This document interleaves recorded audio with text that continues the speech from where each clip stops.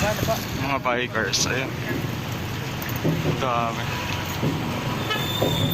Mga...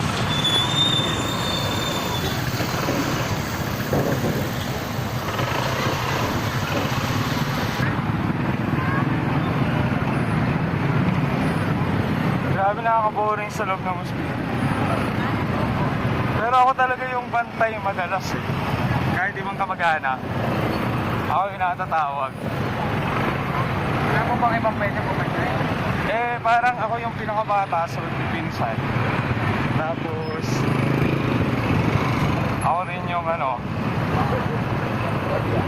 single. Kaya, no choice. Yun yata yung vocation ko. Tagapag-alaga. Dapat nag-nurse ako eh.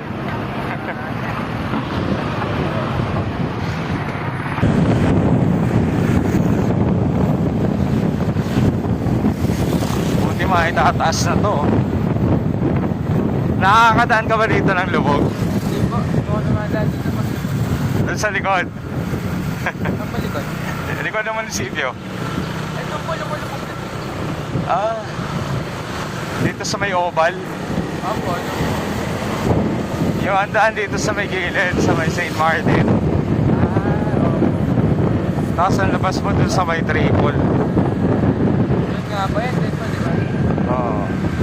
Siya po, nagkakatubig po dyan.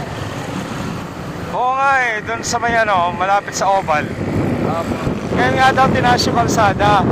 Ngayon itataas din daw ang munisipyo kasi nga yung ilalim ng munisipyo binabaha.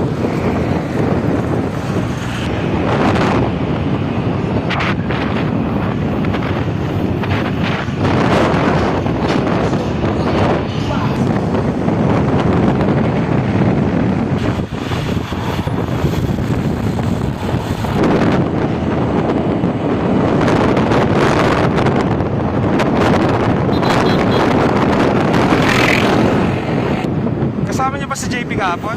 Hindi po. Magdamag po kami nakaupo. Ah.